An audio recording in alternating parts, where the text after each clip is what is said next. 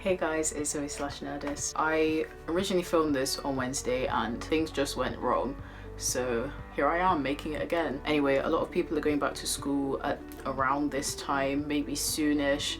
Some people have already started. So I thought I'd put together this kind of guide, I guess, of just general things you can do slash get to start the new academic year off on the right foot, I guess. Enjoy.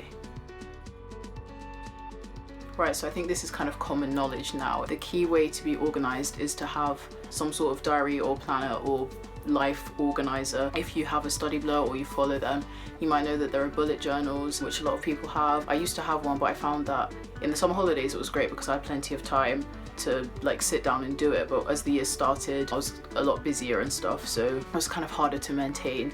So I switched to a pre-printed diary from Muji, which has the printed days on one side and the squared paper on the other one. I have a video on it which I'll link somewhere there. There's that option, or you can just get like a standard one from WH Smith, Target, wherever you get your diaries.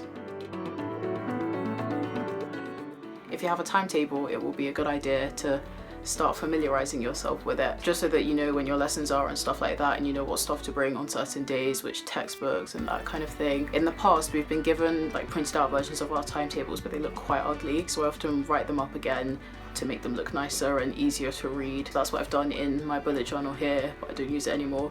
But with my new timetable I'm going to do the same thing, but on the computer.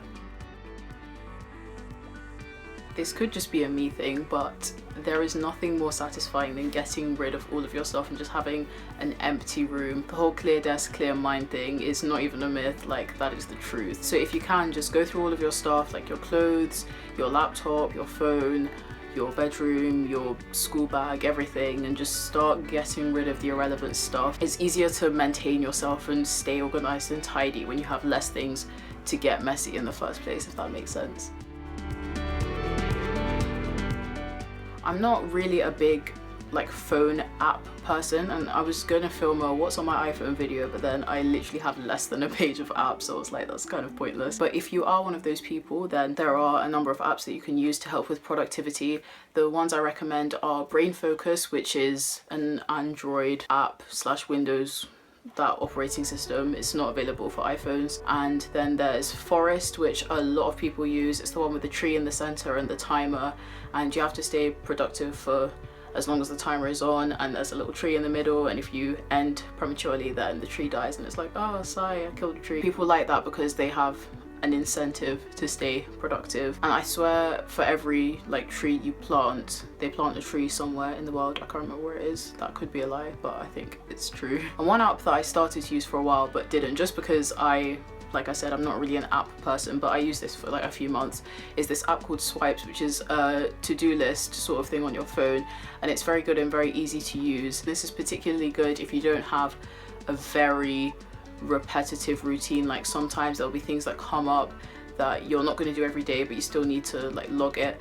This app makes it easy to do, and even if you do have things that you do regularly, you can change the settings so that it like comes up on your daily thing every day, and it's all good. And you can also prioritize tasks and like procrastinate them, but in a good way if that's possible. But yeah, I definitely recommend that one.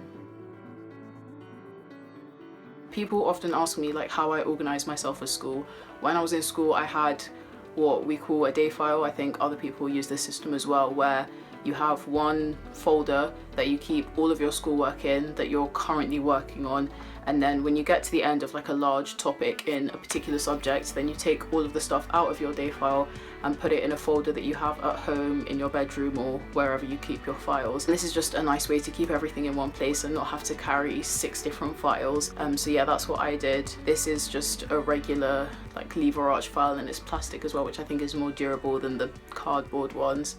I got it from Ryman or WH Smith, I don't even remember. Alternatively, you could use different notebooks for each lesson or exercise books. It's just that our teachers don't like it when you hand in whole books. You could have 2 different notebooks for your classwork and one for your homework. Like it's genuinely up to you. I just found the day file system easiest, and also the only thing I really ever considered. Also, by using a day file, it meant that I had a separate pad of paper that I would write all my stuff on, and then once the lesson was over or I was done with my homework, I would put it in the relevant section of my folder. Paper that I recommend is the Oxford paper in general. They have project books, they have like refill pads, which is what I use, and they have spiral bound notebooks as well, which is really good if you want a nice exercise book. And the reason I recommend them is because the paper is like amazing.